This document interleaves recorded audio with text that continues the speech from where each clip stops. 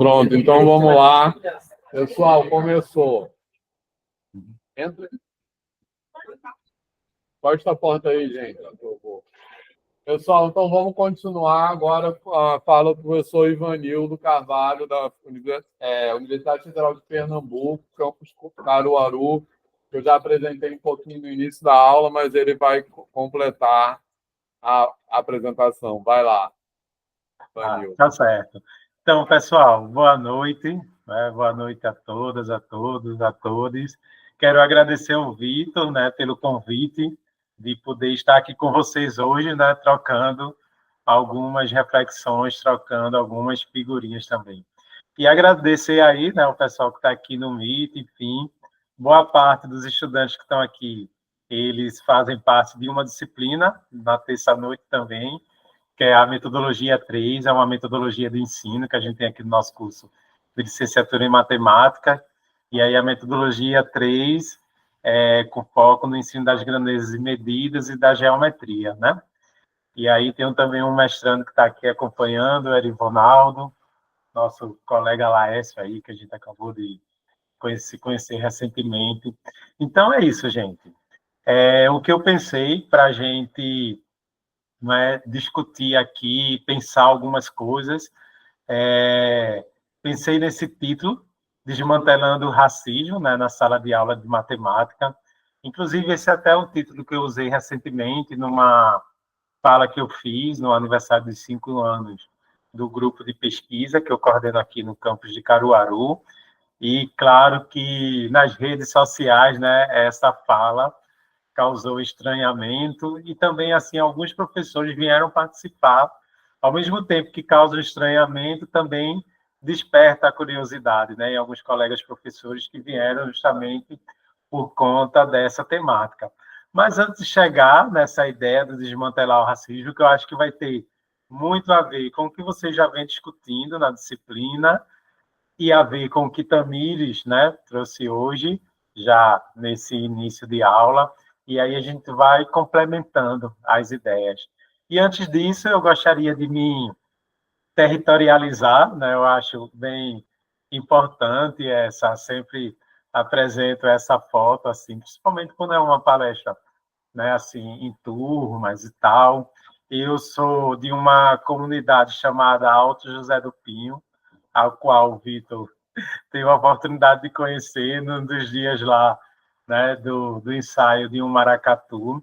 Essa comunidade tem uma trajetória cultural, bem forte, assim, diversos segmentos, no afoxé, no maracatu, no rock, para quem gosta do rock anos 90, rock hardcore com Canibal, Devotos, e alguns movimentos também de cultura popular, de teatro, de poesia, e houve por 11 anos também uma companhia de teatro chamada Companhia Zé do Pinho, E aí eu sou dessa comunidade, a qual vocês estão vendo aí a foto, Claro que eu estou em outro alto, de frente para o meu alto aí, por trás a gente já vê alguns edifícios, que aí já é um outro bairro, enfim, que já tem toda uma especulação imobiliária, Então, Alto José do Pinho, ele fica na zona norte do Recife,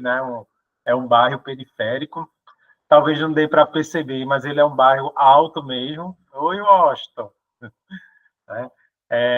E aí, é desse lugar, que eu venho, que vem também, na minha experiência enquanto professor, enquanto docente, é nesse contexto que eu sou forjado enquanto pessoa, Então, eu gosto realmente de me territorializar e, essa companhia de teatro aí foi uma companhia de teatro a qual eu coordenei por 11 anos na comunidade, enfim, e que me afastei do teatro, mas depois vocês vão ver que o teatro voltou um pouco, nessa minha trajetória dentro do curso de licenciatura em matemática, dentro dos trabalhos com formação de professores que ensinam matemática.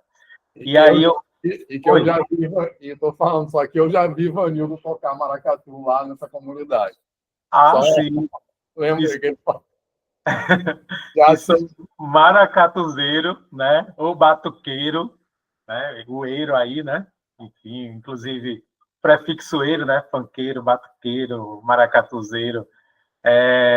A gente dá uma ressignificação, porque outro dia eu estava vendo uma pessoa falando sobre música, né? O que é considerada a música correta, ou os músicos assim, é o prefixo ista, né? Violonista, pianista. Aí a gente bate no peito e diz, eu sou um batuqueiro, né? Enfim, e ressignificando isso, né? E o maracatu é muito forte aqui em Pernambuco, tá? Isso também é uma perspectiva, já é um olhar decolonial, né? Sobre essas questões e o que é, e as culturas que são colocadas no lugar da subalternidade, da invisibilidade, do que não presta, vamos, né? Falando logo sem ver as palavras, né? E tal, o que até, né, não seria cultura, né? Não seria cultura, enfim, como por exemplo, vocês têm aí no Rio de Janeiro, né? A questão do funk, que muitas vezes é colocado, né, nesse lugar, né? Sistematicamente, na verdade, é colocado nesse lugar, inclusive questionado se é cultura ou não. E aí eu pensei no nessa próprio imagem. samba. O próprio samba também já foi, né, no Isso, né? passado. Uhum. E aí, essa imagem eu coloquei para a gente pensar, né, que a gente, quando faz essa discussão, né, quando a gente está levantando a partir de tudo que Tamires trouxe aí, que a gente não esqueça, né, que a gente está falando de vida, que a gente está falando de pessoas, que a gente está falando de esperança, né, e aí, mais especificamente, né, de crianças, de adolescentes, negros e negras, né, que muitas vezes não têm suas identidades fortalecidas, que muitas vezes não se sentem representados dentro da sua vivência na escola, dentro da sua vivência na educação básica, né? Então, a gente pensar que todo esse movimento que a gente faz, toda essa discussão que a gente faz, ela tem esse foco maior nas pessoas, né? E numa forma de trincar, né, esse trator violento da colonialidade, né? E aí, aproveitando, né, eu já passo aqui que na escola, né, é onde a gente vai ter ali de forma mais incisiva, né, de forma, né, bem intencionada, que a gente vai ter ali o que é valorizado como conhecimento científico e como cultura, né, e o que é que fica de fora desse, né, dito conhecimento científico universal, né, ou do que é colocado a partir de um olhar colonial, o que é cultura, né? E aí a gente pensar, né, que corpos e sabedorias que são colocados no lugar da subalternidade e da invisibilidade. E isso é um movimento, isso é uma construção que está ali desde o início, né? A gente está aqui falando de escola, né? A disciplina é matemática na escola, né? E está desde o início, né, impregnado ali no chão da escola. E pensando mais, né, vocês, enquanto futuros professores, e alguns já vivenciando essa experiência da docência, né, um trabalho mais focado nos anos finais do ensino fundamental, no ensino médio, né, que é justamente nessa etapa, né, de escolarização, onde os adolescentes, as juventudes, enfim, vai se constituir, vai começar a compreender, né, o seu lugar no mundo, e aí vai começar, né, a ter essas experiências raciais, quer sejam elas da raça negra ou não, né, algo que tem muito a ver com o que Tamir estava olhando aí, nesse sentido também, o que se vai constituir para toda, né, para todas as crianças, para toda a juventude negra como horizontes futuros, né? Que percepções eles vão ter, né, sobre ciência, sobre cultura, sobre sexualidade, sobre territorialidade, dentre outros aspectos, né? Então a gente pensar que essa discussão que a gente está fazendo, né, tem essa relação direta com a nossa o nosso exercício docente enquanto professores que ensinam matemática, né? Pensar, né, nas crianças, na juventude negra, e como é que a gente pode fortalecer essas identidades e como é que a gente pode também, né, desconstruir todo um estereótipo racial, inclusive no campo das ciências e da matemática, né? Eu vou terminar fazendo muita referência à fala de Tamires, que eu acho que complementa. Até enviei aqui no chat, né, a pesquisa, que foi uma tese de doutorado, né, que a Tamires falou, que tem isso, que acho que foram mais de 300 estudantes do ensino médio que responderam lá a pesquisa e nunca identificavam, por exemplo, um cientista como uma pessoa preta, né? E quando se perguntava, quando se pedia uma justificativa, tinha justificativa do tipo, porque esse se parece com o fulaninho aqui da minha rua, né? Que é preto, que nem essa pessoa, ou seja, essa construção, essa ideia, né, de que as pessoas negras, pessoas, né, pretas e também, né, indígenas, ciganos, né, todo esse outros grupos que são colocados nesse lugar da não construção da ciência, né? E aí, de outra forma falando, uma construção de que o continente africano, por exemplo, não teria contribuído cientificamente e tecnologicamente para essa ciência dita universal, né? Então, por isso que a ideia, né, dessa discussão e dessa apresentação aqui no slide que eu coloquei, é essa ideia de desmantelar o racismo, né? É ocupar, né, os vazios deixados aí pela colonialidade, como muitos autores nos colocam, né? A gente fazer invenções nas frechas, né? A gente pensar em fissurar todo esse trator violento da colonialidade, né? E aí que isso se dá também sobre a matemática enquanto ciência e sua construção ao longo da humanidade e também no ensino da matemática, né? Então a gente aí tem dois campos para desmantelar esse racismo, né? Fazer essa fissura, né? E fazendo aí uma citação indireta, por exemplo, a Catherine Walsh, né? Que trabalha com a pedagogia decolonial. E aí a ideia é essa. E olha que é muito forte ainda o estranhamento, porque eu acho que, não sei se Vitor já discutiu com vocês, ou Tamires também trouxe hoje, muitas vezes a ideia, né, da matemática e consciência colocado nesse lugar da neutralidade, né? Então a gente precisa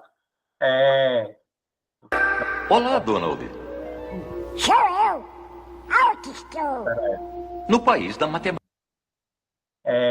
Precisa, né, fazer essa denúncia. Tem muito a ver quando a gente coloca, por exemplo, denunciar narrativas históricas hegemônicas e dentro da matemática e no ensino da matemática, isso tem a ver justamente com um posicionamento de uma educação matemática antirracista, né? A partir do que já foi colocado nessa noite, né? Não adianta só não ser racista, a gente também precisa ser um professor que ensina matemática antirracista. E ser antirracista, fazer uma denúncia, né, dessas narrativas históricas hegemônicas. E eu até me pergunto, né, e coloco a reflexão aqui para todo o grupo, né, qual seria o papel, né, da educação matemática, se não a gente trabalhar numa perspectiva dessa libertação da mente, numa perspectiva dessa desconstrução hegemônica, eurocêntrica, estadunidense, né? Então, a educação matemática, né? Já estou até aqui, inclusive, falando da educação matemática enquanto campo de pesquisa que vai envolver o ensino-aprendizagem da matemática, a formação de professores, o currículo, né? Que sentido teria se a gente não pensasse essa educação nessa perspectiva decolonial ou até descolonial, como alguns autores, né, gostam de usar. Então, acho que o sentido, né, de ser professor, de ser educador, envolve, principalmente, né, em nosso país, envolve realmente a questão da gente se racializar. E aí eu vou colocar aqui parei aqui de compartilhar, e vou colocar só um trechozinho, acho que Não sei se vocês conhecem esse vídeo, né? Porque eu lembro que, inclusive, eu já levei muito para a sala de aula. A gente tinha uma fita cassete, hoje já está no YouTube, enfim, que a gente levava e achava ao máximo esse vídeo que é Donald no País da Matemática, né? E aí eu queria que vocês acompanhassem um trechinho aqui, é bem curtinho. País que a matemática, tu ouvi falar dele. É uma terra cheia de aventuras. Ai, é você. Sou um espírito. O verdadeiro espírito da aventura. Isso é comigo. O que mais? Uma jornada pelas maravilhas da matemática. Matemática? Isso é para intelectuais. Intelectuais? Espera um pouco, Donald. Você gosta de música, não gosta? Aham. Sem os intelectuais, não existiria música. Vem cá. Vamos viajar para a Grécia Antiga, para o tempo de Pitágoras, o maior intelectual de todos. Pitágoras. O pai da matemática e da música. Matemática e música. Ah, você vai encontrar a matemática. E aí, né? O Donald falando, né? O maior, né? E junto aí com o narrador, você vai viajar para a Grécia. Então, aquela ideia, também até, né, colocou também, a ideia de colocar a invenção matemática a partir do advento grego, né? Isso é uma grande fake news, né? Usando esse termo mais atual, né? E aí, pior, né? Pitágoras, o maior intelectual da humanidade, né? O maior intelectual e filósofo da humanidade, o pai da matemática e da música. E outro dia, numa das minhas turmas, né, na licenciatura em matemática, até um estudante falou assim, mas professor, inclusive, que até participa do meu grupo, mas só isso, só porque ele diz isso, mas é justamente porque ele diz isso, porque é isso, com mais aquilo, com mais uma coisinha ali e tal, que vai se constituindo esse imaginário, né? Vai se fortalecendo essa ideia, né? De que a ciência, de que a matemática, de que a filosofia, de que a medicina, tudo surgiu a partir, né, do contexto greco-romano, a partir do advento grego, né? Então, isso, na verdade, faz parte de toda uma engrenagem, isso faz parte de uma máquina, porque se precisava, né, desconstituir também diversas civilizações, né, das suas sabedorias. Então, isso é algo que foi colocado em curso, né, para que justamente houvesse, por exemplo, toda a sorte de violência e desumanização das pessoas pretas africanas escravizadas e outras civilizações, como, por exemplo, os povos originários, né? Então, veja, materiais como esse, né? E aí alguns colegas professores, eu trabalho muito com formação de professor, sempre tem, mas é o teorema, sistematizou, tem essa história. Não, a gente sabe que já existia antes, mas estava tudo solto, mas sistematizou. Então, a gente precisa aprofundar essas compreensões. Hoje a gente não tem tanto tempo aqui, mas a gente precisa se debruçar sobre esses estudos também, inclusive se a nossa licenciatura não propicia isso, né? A gente tem que ir em busca, é um movimento que a gente tem que fazer, né? Ser professor é também ser bandeira de luta, né? E aí, nesse sentido, a gente perceber quantos e quantos materiais desse tipo, né, estão nas escolas, chegam nas escolas, são divulgados, e a gente não tem uma análise crítica sobre isso, né? E aí, até aqui em Caruaru, o pessoal já sabe, assim, meio que surgiu até uma brincadeira, eles já sabem que não podem falar teorema de Pitágoras, né? E aí é o teorema do triângulo retângulo. Mas isso justamente porque vem nessa esteira, né? São materiais desse tipo, né? Que justamente vai fortalecendo, e claro, não só esse material, mas toda uma série de contextos que fortalece e que diz, por exemplo, para que crianças que estão na escola, crianças pretas, crianças pardas, né, indígenas, enfim, que aquele conhecimento, né, não seria possível a partir das suas civilizações, a partir da sua ancestralidade, né? Então, é o dito e o não dito, né? O que é que está por trás de todas essas questões, né? Então, acho que é algo que a gente precisa pensar e precisa cada vez, né, discutir e pensar como atuar aí, né, nesses vazios. E aí essa ideia, por exemplo, que é muito forte no campo da matemática, das ciências, né, essa ideia de um ponto de origem, né, como se o conhecimento matemático ele fosse criado, sistematizado por meia dúzia de homens europeus, brancos e héteros, isso é um discurso colonial. Isso tem a ver com racismo epistêmico e tem a ver com toda a estrutura racial, né? Então, esse discurso colonial, que o conhecimento civilizado e universal seria o ocidental, né? E o oriental estaria ali pelo meio, o africano, meu Deus, jamais, né, o povo africano teria construído nada, teria intelectualidade, né, para contribuir com as ciências, com a matemática. Então, a gente precisa fazer um movimento contrário nesse sentido. E já tem muitas pesquisas, né, já tem diversos estudos com a complexa, né, sabedoria matemática dos povos africanos, por exemplo, né, de diversos povos no continente africano. Tá? Essa ideia também, né, essa matemática universal, até o Vitor com alguns colegas discute em alguns textos, né, e esse universal, o que é que fica de fora desse universal? Eu até costumo dizer, esse universal ele vai até contrariar o que a gente tem como definição de conjunto universal dentro da matemática, né? Porque é universal que vai deixar um monte de coisa de fora, né? Que corpos e sabedorias estão colocados fora desse dito universal, né? E pensar mais ainda o porquê, né?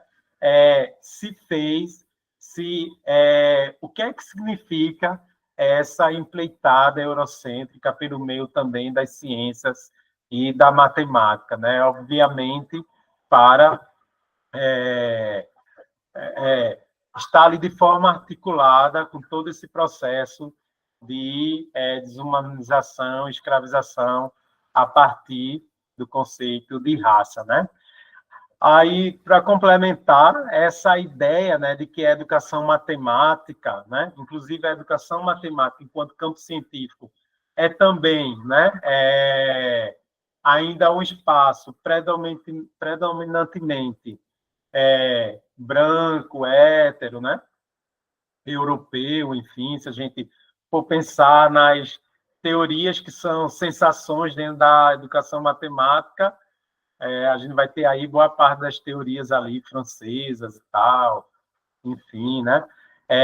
E aí essa ideia, né, dessa suposta neutralidade da matemática e do ensino de matemática, né? Então, compreensões desse tipo, né, vai dar a entender que a educação matemática, o ensino de matemática são práticas não políticas. E aí isso vai permitir, né, pouco questionamento sobre as práticas sociais racializadas que permeiam a educação matemática, né? Já deixo também aí como sugestão de leitura, né, os estudos de Luiz Valois Chaves, do Denis Martin, enfim, né, trazendo essa discussão da importância da gente compreender também, né, a matemática e seu ensino como uma prática política, né, em que a gente precisa ter essa discussão e desconstruir essa ideia de neutralidade. Foi falado muito aqui na teoria eugenista, né? A matemática, enquanto ciência, inclusive, contribuiu com a teoria, né? Desenvolvendo modelos, né? Para que se provasse essa ideia que um determinado tipo de pessoa teria mais capacidade cognitiva, ou teria mais intelectualidade. Claro que esses modelos estavam ali na perspectiva de cientistas, enfim, eurocêntricos, eugenistas, e são modelos que não têm uma validade científica, e depois isso foi percebido, né? E aí, para a gente ter coisas. Na internet também, nas redes sociais, né, sempre aparece muita coisa. Eu acho que numa das divulgações dos trabalhos do grupo, acho que numa reportagem, na verdade, que tinham feito, uma matéria que um repórter fez sobre o grupo no Agreste de Pernambuco, e aí um professor colocou, né? Mas como é que eu vou agora ensinar a decolonialidade dentro da aula de matemática, né?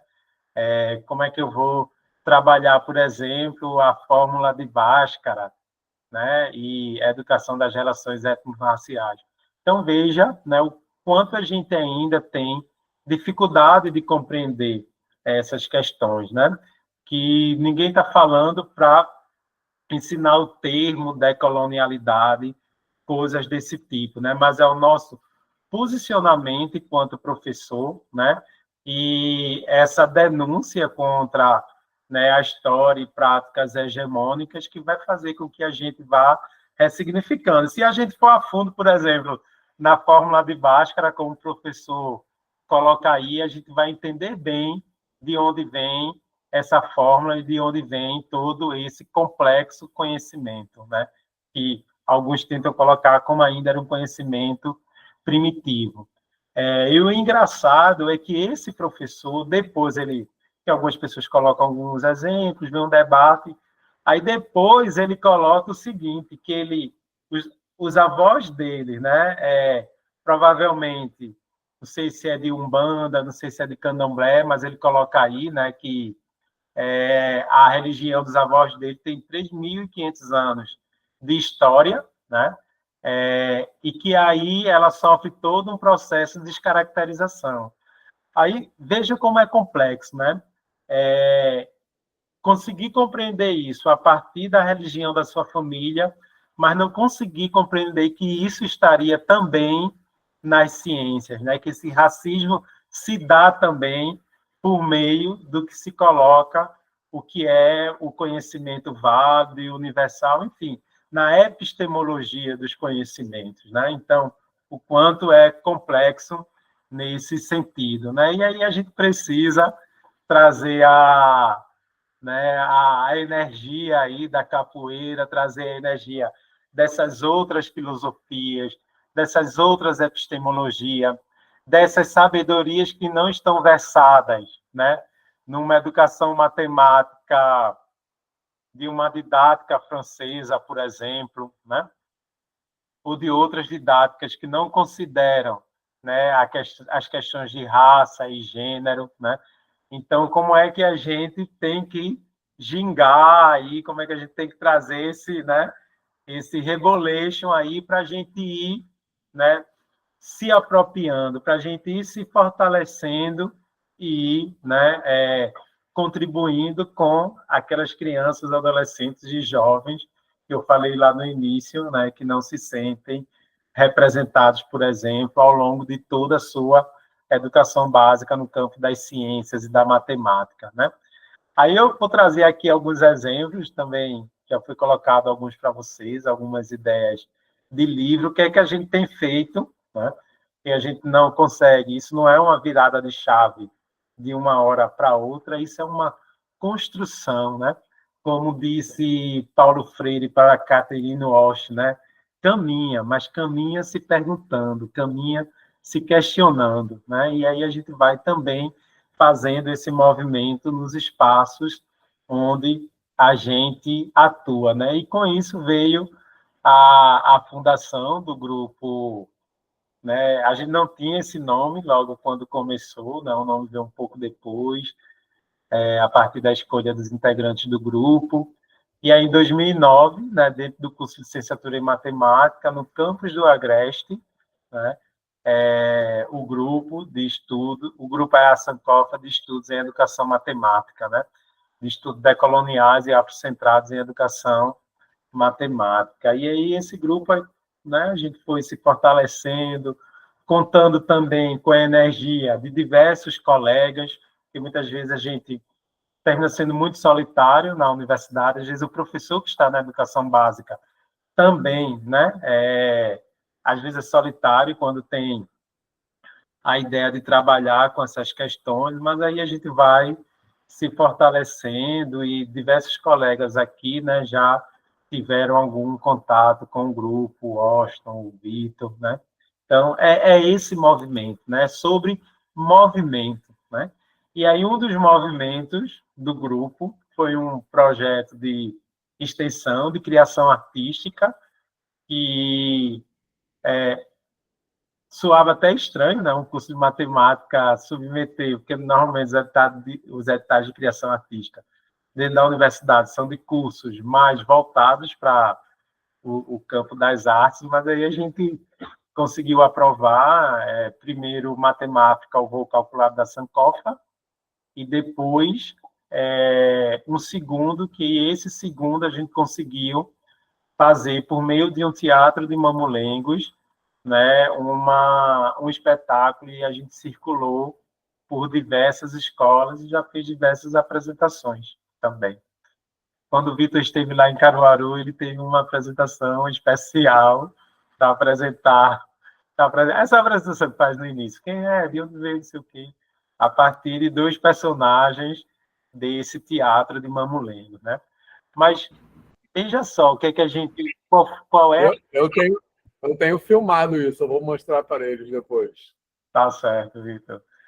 Mas veja, aí qual foi a ideia, né? A gente usar essa gramática do teatro de mamulengos, que não sei se todo mundo conhece, mas é um brinquedo popular, né? Uma sabedoria popular e que é muito forte aqui no Nordeste. Tem outros nomes, tem Babau, tem, né?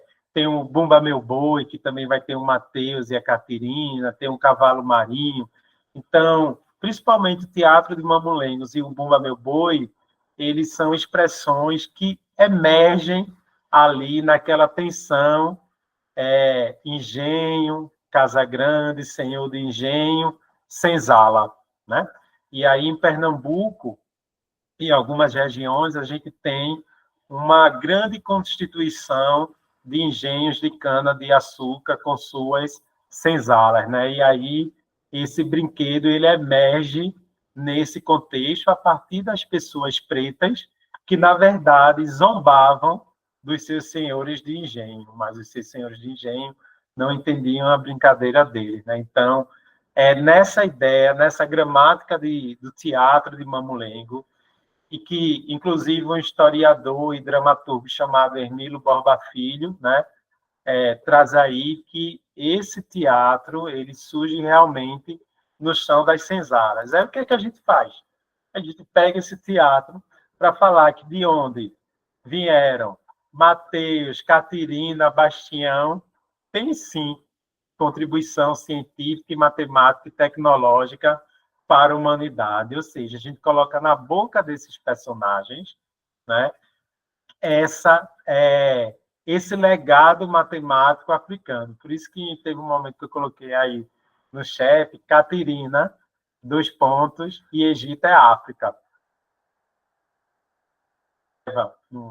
No meio do espetáculo. E aí, o espetáculo é para todos os públicos, porque tem essa energia do teatro de mamulengos, né? E do primeiro para o segundo, a gente conseguiu também incluir alguns outros personagens, né? Para ir contando essa história e fazendo esse trabalho nas escolas. Aí você deve estar se perguntando assim, eita, eu agora tenho que fazer teatro no mamulengo, né? Seria ótimo. Inclusive, olha só que interessante, saiu um TCC sobre esse teatro mamulengo de uma estudante, né? Ela já defendeu o TCC, já é professora da Unirio, né? No nosso grupo, ninguém fez um TCC sobre o teatro mamulengo, porque eu acho que o grupo ainda está envolvido, né, com algumas apresentações e tal. E aí fiquei bem feliz, assim, né? Porque é esse movimento, essas raízes, essas né, conexões que a gente vai enraizando para ter outras perspectivas, ter a mobilização de outras sabedorias, de outras epistemologias, né? Uma estudante, né, uma professora preta do Rio de Janeiro fazendo TCC sobre um teatro, né, que vem ali de uma resistência do povo preto nas senzalas, que mesmo com toda a sorte de violência, estupro e dor, conseguia ainda pensar momentos, né, que pudesse ter um alívio na sua existência e, obviamente, né, toda a sua intelectualidade, sabedoria e cultura, que não veio nada no navio negreiro, mas veio dentro de si, vieram dentro das pessoas, né, pretas escravizadas. Então, é sobre isso, né? Quem E a gente orientou, Vanildo, quem orientou esse TCC na Unirio, sabe? Não. foi Bruna Tá. Mustafa, né? Mustafa. Eu pensei que era ou ela ou o Diego. Diego, acho que foi para a banca e chamaram a Luane Bento para a banca também. Tá? E aí a ideia é justamente a gente pensar também outros contextos para o ensino de matemática a partir das nossas territorialidades. Então, vocês estão no Rio de Janeiro, em outros municípios, enfim, quem está aqui acompanhando, o que é que a gente pode pensar, né? O ensino de matemática, o ensino dos diferentes eixos da matemática, a partir desses outros contextos. A gente aqui utilizou o contexto do teatro do Mamulengo, mas tem uma diversidade gigantesca, né, de expressões afro-brasileiras que a gente pode usar para afro-referenciar, né, para a gente trazer outras perspectivas. Porque se eu ficar esperando só da simetria apresentada nos livros, tem lá a simetria a partir da natureza, e isso é ótimo, mas depois vai vir a simetria só nas igrejas barrocas, não sei o quê. Então, a gente precisa oferecer outros contextos. E pensando na identidade daquelas crianças, daqueles estudantes, daqueles jovens, e até na nossa também, né? Porque também, muitas vezes, é um processo para a gente se encontrar, para a gente se reconhecer, né? Para a gente se identificar. Então, são coisas desse tipo, né? Aí é isso, né? Trazer as sabedorias ancestrais articuladas aí, atravessadas, é um cruz, é uma encruzilhada, né? É a sabedoria matemática, o teatro do Mamulengo e é personagens que têm, né, essa ancestralidade. Essa é a doutora Bento, que é a doutora, né, no espetáculo, ela é a doutora que trabalha com a matemática das tranças, né? Os saberes matemáticos das tranças. E no segundo espetáculo, Caterina já vem com o cabelo trançado, né? Diferente da primeira versão. E aí eu só separei bem rapidinho para dar tempo para a gente discutir. Eu acho que está um pouquinho pequeno para vocês, mas deixa eu colocar aqui para mim, né? Para vocês entenderem um pouco do texto. Por exemplo, aqui, Caterina está dizendo, né, sobre o movimento das trancistas, enfim, o que é que tem matemática ali a partir do trançar um cabelo, né? E aí, claro, assim, é toda uma linguagem. Ah, meu filho, tem tudo a ver, agora sou matemática da cabeça aos pés, Matheus? Mas pia para isso. Bora testar essa matemática agora, Caterina Rocha, né? Então, essa gramática, né? Essa forma de se comunicar ali com as pessoas que estavam assistindo, e aí diversas sabedorias, né? do legado matemático africano e afro-brasileiro também eram apresentadas, né? Tem um professor, esse daí é a avó Barbine, o pai Francisco de Aruana, que eles funcionam como griots dentro da história, né? São eles que ajudam Caterina, Mateus e Bastião a compreenderem dessas sabedorias ancestrais, né? Eles como grandes guardiões dessa sabedoria, né? Inclusive também imagine esses personagens circulando dentro das escolas, né? Um outro impacto que a gente causa, né? Mas enfim, né? E aí tem um momento que Vó Baibina diz para um professor branco, é o professor Canavieira, né? Escuta, filho, escuta a ciência que não está escrita. Ela vai alumiar teus caminhos e guiar teus passos dentro e fora da escola, né? E aí o professor Canavieira diz, estudar o quê? Estudar o que não está escrito, que matéria é essa? Onde me matriculo? Né?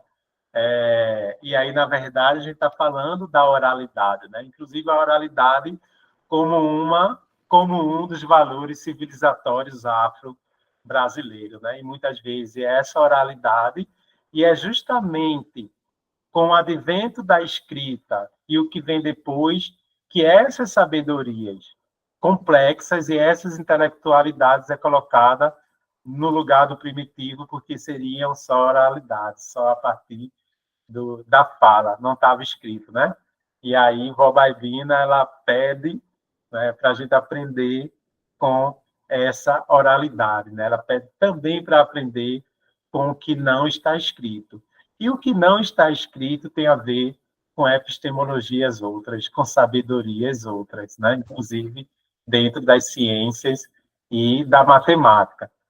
E aí, só para fechar, para a gente poder conversar um pouco mais, né? Por exemplo, o maracatu. Né? O maracatu ele já foi colocado e tem um registro, ele já foi colocado como um folguedo, né? De pessoas pervertidas, né? Como foi feito com frevo, como foi feito com samba, como foi feito com a capoeira, né? Inclusive aí, ó, a notícia do jornal, que eu acho que é 1880, né? Colocando que, por exemplo, né? Cenas imorais e deponentes dos bons costumes, né? Que aí o som era extremamente incomodativo, né? Inclusive, falando que não era só do batuque dos barbarescos, mas as desafinadas vozes dos cantores, né? E a gente para pensar hoje, será que eram desafinadas vozes mesmo, né? Na verdade, eram grandes potências de cantores aí, né? De pessoas que cantavam, né? A partir de outra forma, né? Que não era aquela posta naquela época, né? E aí isso, Diário de Pernambuco, maio de 1880.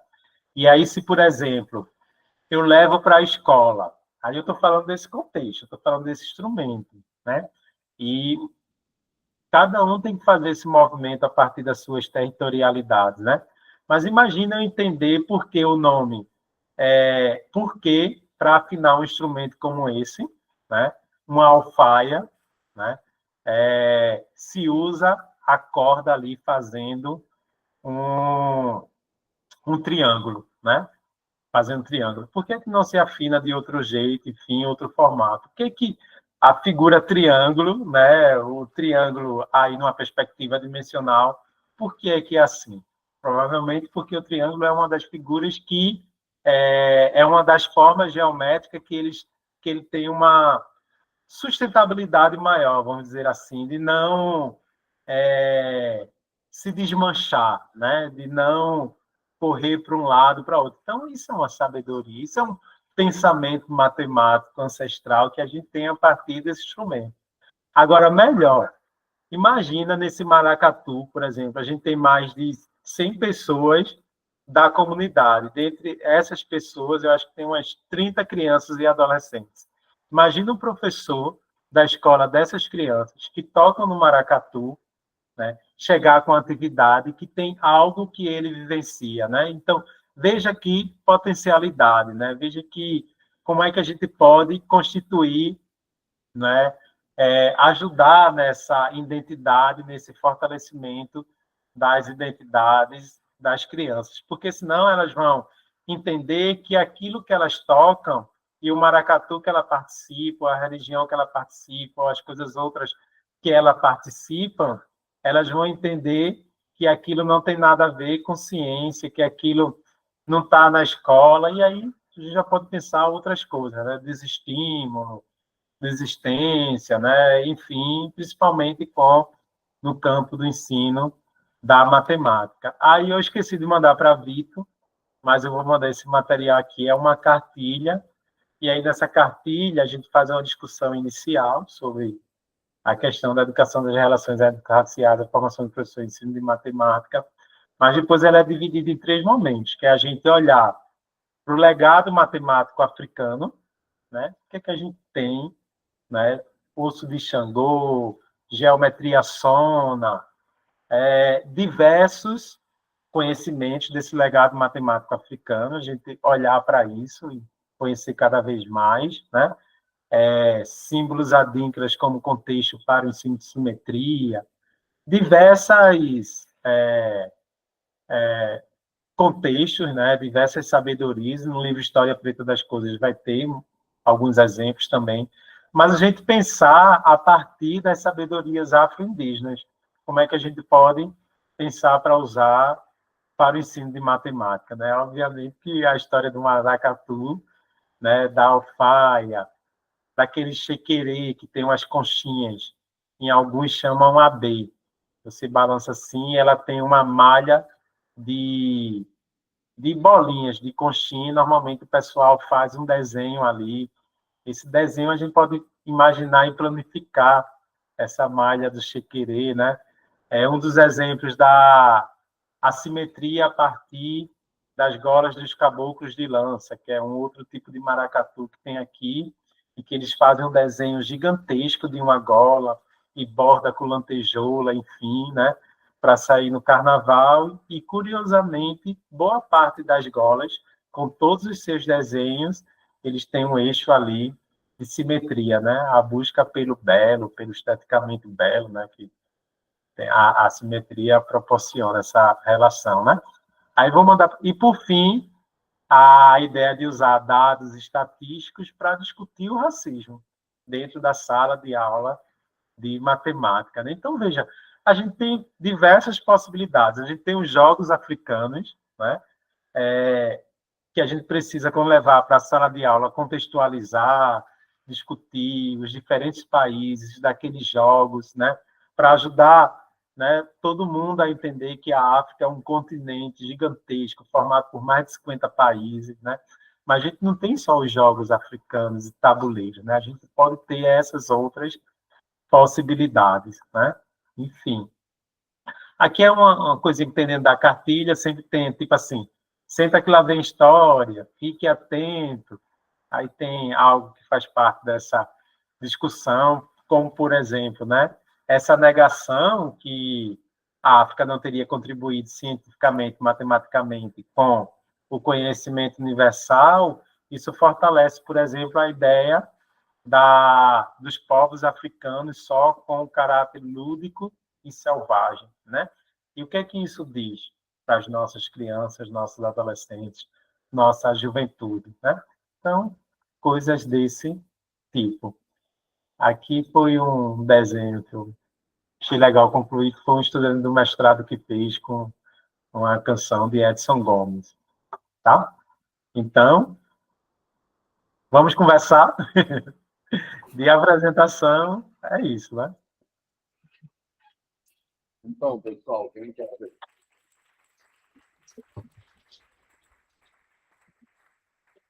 Obrigado, pessoal. Valeu. Então, quem tem alguma pergunta, comentário?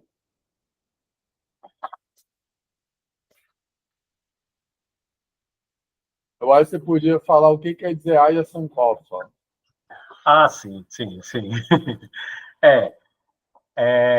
Ayá, Sankofa, é o nome de 2 símbolos adíncras.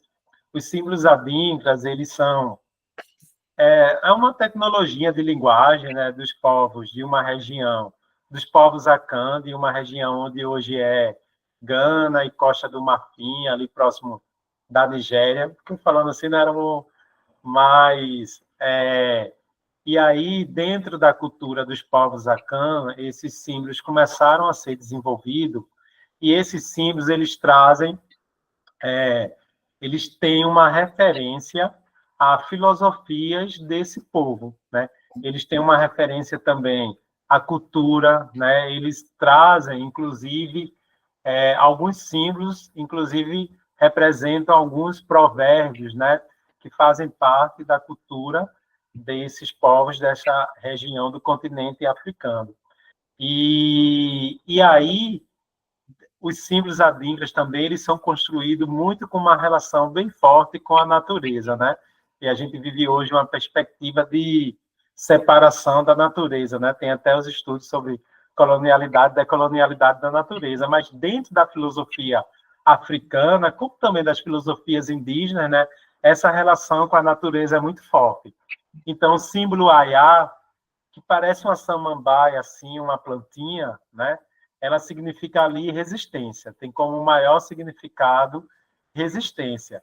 Já o sankofa, que é um pouco mais conhecido, o pessoal faz tatuagem, tudo, né? O sankofa, ele tem como significado que nunca é tarde, né, para a gente reconhecer nossas raízes, né? Que aí a gente tem que reconhecer a nossa ancestralidade, né? E o que é que fica para a posteridade. E aí a sankofa é uma ave que ela está como se estivesse voando para frente, né? Mas ela está com a cabeça olhando para o rabo e os pés fincados no chão. Ou seja, né? Eu reconheço minha ancestralidade e eu vou em direção à posteridade. E o que é que eu deixo, né? Enquanto existência e sabedoria nessa nossa passagem, né, na Terra. E aí é entender também um contínuo, né? O que vem antes, com o que somos agora, com o que virá, isso é um contínuo, né? Porque dentro da filosofia ocidental vai ter muito essas quebras assim, né? Mas dentro da filosofia africana, então, Sankofa seria isso, né? E tem uma frase que o pessoal tem usado muito, que é o futuro é ancestral, né? Então, tem muito a ver com essa ideia dessa ave. Então, a gente, quando pensou no nome do grupo, pensou algo que tinha fortemente a ideia de pesquisar sobre o legado matemático africano, então olhar para as nossas raízes e reconhecer as nossas raízes, mas que com isso também a gente pudesse resistir por meio, né, da formação de professores, por meio do ensino de matemática, né? Então juntou esses dois símbolos aí. Mas tem muitos outros símbolos adíncras, né? Inclusive, a sankofa tem uma forma de representação que, quando junta as duas, forma tipo um coração, que aí é a sankofa coração. Aí tem a sankofa ave e a sankofa coração. Eu acho que a sankofa é um símbolo que está bem. Alguém já tinha visto esse símbolo, tipo uma avezinha que apareceu ali. Que é isso que ele falou, que voa olhando para trás, né? Voa para frente olhando para trás. E ele é muito, acho que é muito potente para representar, que é isso que Ivanildo falou, nas filosofias eurocêntricas orientais, sempre a gente pensa na linearidade. Nas filosofias de matriz africana, e são sempre marcadas pela circularidade, que é o que Nego Bispo fala também muito, né? Assim, então não tem uma separação de passado e presente, etc. E Sankofa é também o nome de uma série que tem na Netflix, se eu não me engano. Um stream, acho que é na Netflix, que é uma série que conta de dois pesquisadores brasileiros que viajaram para a África para buscar a memória dos lugares onde saíram as pessoas escravizadas. Então, Sankofa tem essa representação que o Vanildo falou, que eu acho que tem muito a ver com o que o grupo dele faz, que é pensar no futuro do presente, mas reconhecendo a nossa ancestralidade, né? Reconhecendo o passado, etc. Essa série eu recomendo, muito legal, em 7, alguns 9, eu acho, sei lá, episódios, que eles viajam para os lugares na África de onde saíram as pessoas escravizadas, buscar memórias da escravidão. São Cofa. Tem um subtítulo, mas se você botar São Cofa, eu acho na Netflix. Acho que é a África que habita em mim. Isso, exato. A África que habita em mim. Isso aí. Achou? Ian. Aqui da Netflix, não achei não. Talvez saiu, né?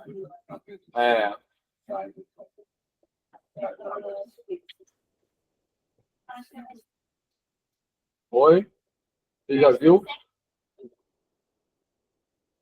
É Sankofa com KSAM. Não, depois eu escutar em algum stream. Quer dizer, tá, pode ser que. Eita. Ah, tem Disney Plus, mas enfim. Eu acho que é na Globoplay que eu vi. É na Globoplay, enfim. Mas eu recomendo isso. E outra coisa, quem quer falar, pessoal, alguma coisa? Que eu falo sem parar também. Eu já conheci o Thiago Simões. Quem já conhece? Ele não vale, ele é apenas. Hã? Teatro de Mamulengos, que é esse que ele falou. Alguém já conhecia? Então lá também eu botei no Google Class. Tem o vídeo lá que você me mandou, né, Ivanildo? Isso. Que depois vocês podem ver. Não vai dar tempo de passar agora, que já está quase no final do tempo. Mas tem o vídeo do trabalho dele, né? Que vocês podem ver lá. O link está lá já no Google Classroom.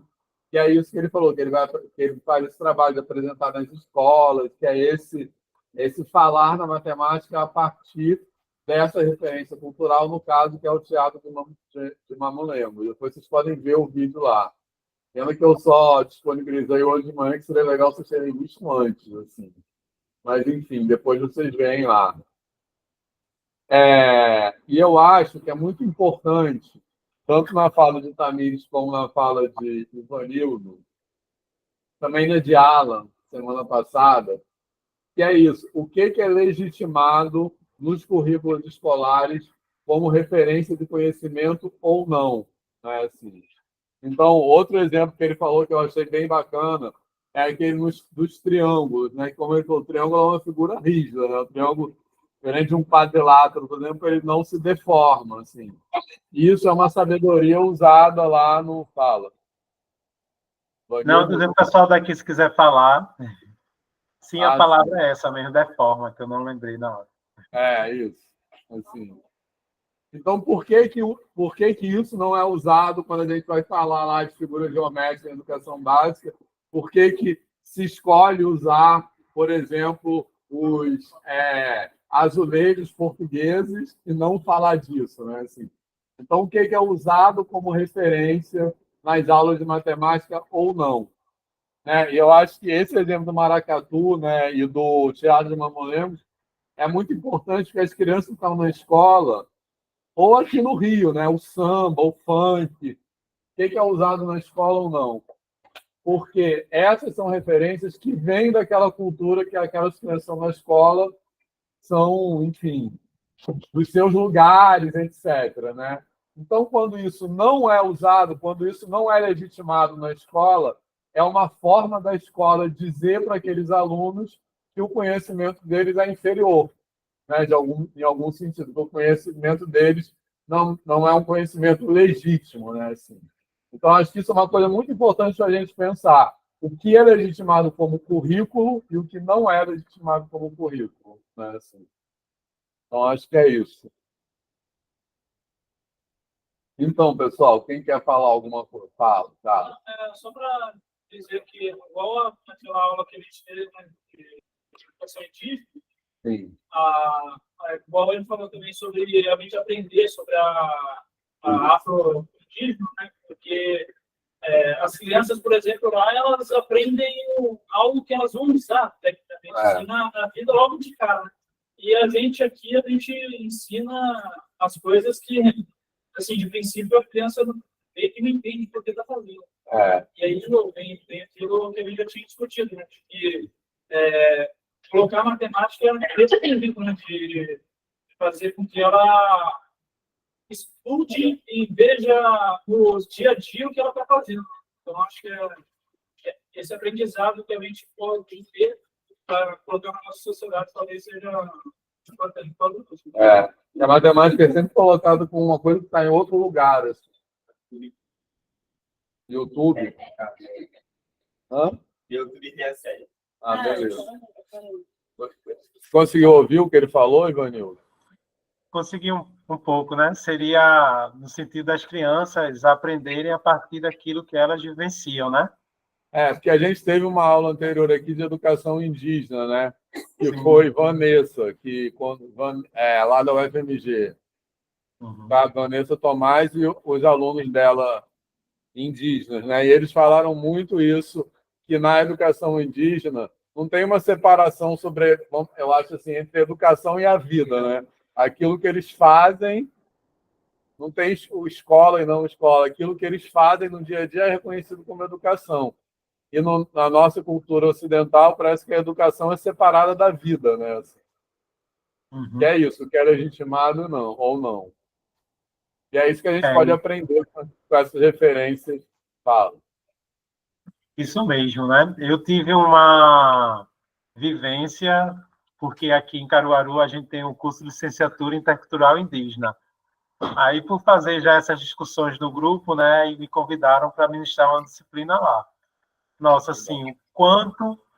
E aí, justamente com grandezas e medidas, né? Nossa, o quanto eles trouxeram, né, de conhecimento e de formas de organização de diversos cotidianos ali, né, dos povos, enfim, e que aí o conhecimento matemático estava presente e muitas vezes eles nem percebiam, né?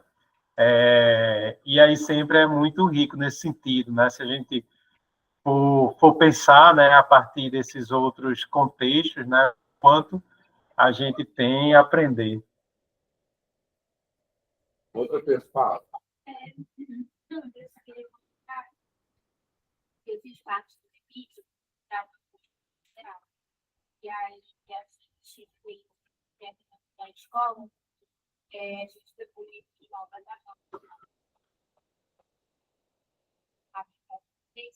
e aí a gente era concluído para o estado, que era na Paraíba, então a gente ficou contra o Cordel.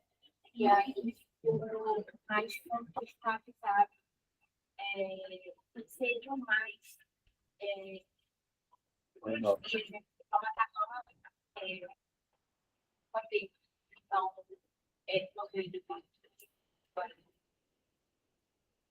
consigo. Vamos ler. Isso. Eu livrei hotel, mas não, aí a gente botou mais rápido. E a gente fez parceria com os teatros, então foi um amigo bem bacana. E caiu bem com a realidade dele. Uma coisa bacana de se trabalhar. Eu estudava lá no Instituto Federal do Paraíba, João Pessoa, né? Você ouviu o que ela falou baixinho? Deu para ouvir, não? Não. É que ela estudava antes no Instituto Federal da Paraíba, né? É Catherine, né? Você é de lá, de João Pessoa ou não? Tá. Ela estudava no Instituto Federal da Paraíba, ela veio transferida para cá há pouco tempo, né? E ela está contando que lá eles fizeram uma adaptação das histórias de Malbatã para cordel, assim. E com isso fizeram parceria com os professores de arte, que também é uma coisa bacana, né? No PIBID, que foi um projeto PIBID, isso. Assim. Ah, massa. Então, Massa. Vamos saber. Se tiver um material, pode compartilhar com a gente, né? Também manda para Vitor e Vitor envia. Porque eu acho que a gente tem que...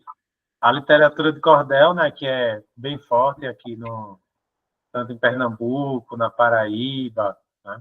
Acho que na Bahia também, que aí a gente vai utilizando esses outros contextos, né?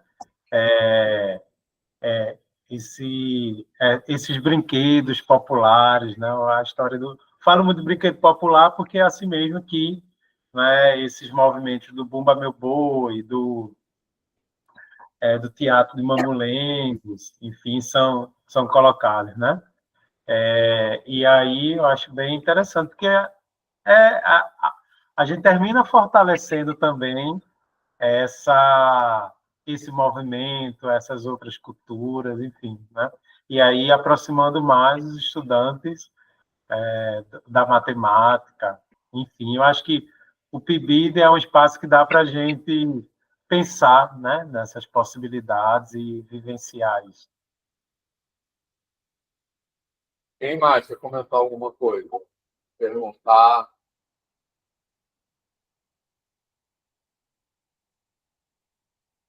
Então, eu queria... Tamires, quer falar alguma coisa? Né? Eu queria agradecer, Ivanildo, pela partilha, assim, porque eu já tinha visto outras vezes, né, no seu trabalho, mas eu estava aqui vendo a cartilha que eu vi, mas não vi com detalhes, assim. E eu acho que quando você fala muito... Tá dando para ouvir direito? Sim, Tamires. Quando você fala, né, dessa... tanto do AEA Sankofa e do AEA e do Sankofa, a gente pensar o quanto que a gente, e aí, pensando em vocês também aqui, a gente está produzindo conhecimento que vai ficar para gerações, né? Então, eu acho que muitas vezes, eu perguntei isso para uma das turmas que eu estou dando aula esse período lá na UERJ, se eles se sentiam parte da matemática. E, às vezes, a gente está na graduação, e aí eu vejo muito nisso, tipo, a gente não se sente parte do processo, né? As matérias são muito difíceis, fala, meu Deus, o que eu estou fazendo aqui? O que eu estou fazendo outra coisa? Será que é isso mesmo? Enfim, mas quando a gente se apropria dos conhecimentos e observa que a gente também está fazendo legado, construindo legado, porque veio gente na frente, né? Correndo para que hoje a gente esteja caminhando, e eu vejo isso na minha história da minha vida, né? Dos meus pais, enfim. Mas pensar que sistematizar o nosso trabalho também é muito importante para essa construção do legado. E às vezes a gente fica se boicotando por muitos outros tantos motivos, né? Que a graduação fala, que esse lugar que a matemática é colocada fala e tal. Enfim, aí essa, para mim, é a mensagem final, e eu vi Ivanildo dando isso, né? Porque eu tenho também mais tempo de experiência do que eu tenho, que vocês têm, que vão aprender, enfim. Mas é saber que tudo que a gente faz é muito importante. Então, por mais que a gente receba ou não, receba uma crítica, enfim. Mas é saber que em algum momento a gente pode estar plantando uma sementinha, inspirando estudantes, humanizando, e a gente também, né? Então, assim, eu acho que é se apropriar mesmo desses conhecimentos. E quando a gente fala, Vitor citou o Nego Bispo, que ele fala muito, né? O início, meio início. Então, assim, a gente é continuidade de algo que já veio antes e a gente está girando a roda, está continuando, né? Então, nos dias difíceis, se apegar nisso, assim, de alguma forma. É importante que a gente está fazendo. Então, obrigada, Ivanildo, pela partilha, por estarmos aqui, nesse tempo, compartilhando conhecimento. Enfim, vocês também. Eu agradeço também. Vocês também, né? Vitor também, enfim. Obrigada também pelo convite, por essa possibilidade. Eu queria também só fazer uma observação que eu acho importante, antes da gente encerrar, além de agradecer Ivanildo, Tamires, mas eu queria fazer uma observação que eu acho que é muito importante, que é quando a gente defende, por exemplo, que na escola no Rio de Janeiro a gente vai trazer samba, vai trazer funk, vai trazer aquelas referências culturais, ou lá a gente vai trazer maracatu, vai trazer o teatro de Mamulengo, do frevo, outras coisas. Eu acho que é importante dizer o seguinte, que não é para fazer isso, a ideia que eu defendo, pelo menos, não é fazer isso uma ideia de substituição.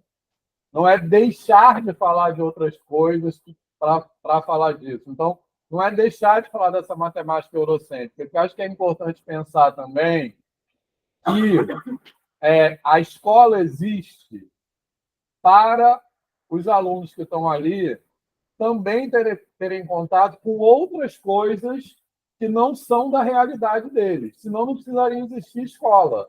Né? Assim, eles só ficariam em casa mesmo. Então, a escola também existe para ele conhecer outras coisas.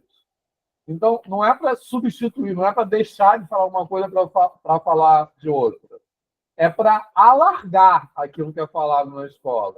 Porque o problema com a escola convencional, com a ciência convencional, com a universidade convencional, é que só um tipo de conhecimento é legitimado. Só uma origem, só uma vertente é reconhecida e legitimada. Então, não é para deixar de falar da matemática que é associada à Europa, para, em substituição a isso, falar da matemática de origem africana ou de origem indígena, etc. É para falar de tudo. Tá? Então, o problema não é que se a gente troca uma coisa pela outra, a gente continua falando só de uma coisa. Né? O problema é reconhecer a diferença de origem de contribuições, do conhecimento, etc. Acho que isso é importante comentar também, certo, Ivanildo? Isso, isso. E aí eu sempre chamo a atenção, né? Quando eu trago, por exemplo, a questão com o teorema do triângulo retângulo, né? Em nenhum momento a gente está dizendo que é para deixar de ensinar o teorema do triângulo retângulo, né? Mas a gente está falando que é importante falar sobre essas origens, né? Falar na Constituição de como se chegou nesse teorema, né? A partir de e que povos, por exemplo, enfim, já tinham esse teorema sistematizado antes mesmo, né, do advento grego, né? E aí a gente muito do conhecimento matemático ocidental, né, se a gente pensar nesses filósofos e matemáticos, né, mais divulgados, inclusive que levam os nomes do teorema, eles não vão ter uma gota de sangue africano, mas a gente não pode dizer o mesmo da produção intelectual deles, porque boa parte deles viveram por muito tempo, né, e beberam na intelectualidade do povo preto, né? Se a gente pensar no Egito, né, do povo egípcio, no Kemet, né? Então a gente tem que compreender isso, que também desse conhecimento ocidental, ele é um conhecimento que, segundo até um autor, né, em um dos livros, acho que é o George James, vai colocar, não sei se eu estou trocando agora, mas vai colocar, né? A filosofia grega, na verdade, é a filosofia egípcia roubada, né? E aí a gente tem essa consciência também. Então, em nenhum momento a gente está falando que não é para ensinar os teoremas e tal, né? Mas é para a gente ter essa outra construção com o maior significado e dando crédito, né, aos verdadeiros, né, intelectuais, né, aos verdadeiros filósofos, né, aos verdadeiros médicos, enfim, né, a toda a intelectualidade do povo. E a palavra é essa mesmo, é roubo, né? Isso, porque então é isso, não é para deixar de reconhecer as contribuições da matemática grega. O problema é a gente desconstruir um discurso que fala que tudo começou na Grécia e que invisibiliza, desconsidera tudo que veio antes e tudo as outros povos com os quais os gregos aprenderam. Então, o problema é que existe uma versão da história hegemônica, que é isso que o Adriano falou, da origem, como se tudo tivesse começado do nada na Grécia, sem considerar nada que aconteceu antes e como os gregos aprenderam, etc. Então, essa é a questão, né? Então, acho que é isso. mais, pessoal. Então, é isso. Então, valeu, Ivanildo, Tamires. Muito obrigado de novo. Obrigado, Tamires. Obrigado aí, pessoal. O pessoal que está aqui no Meet, né? Obrigado pela parceria. Quinta-feira eu estou lá participando da aula dele também. E é isso. Valeu, gente. Obrigado, Vitor. Tchau, tchau. Pessoal, deixa eu só dar um aviso rapidinho. Vou parar um segundo. Valeu, gente. Então, Olha tchau, só. tchau. Tchau. Valeu. Obrigado.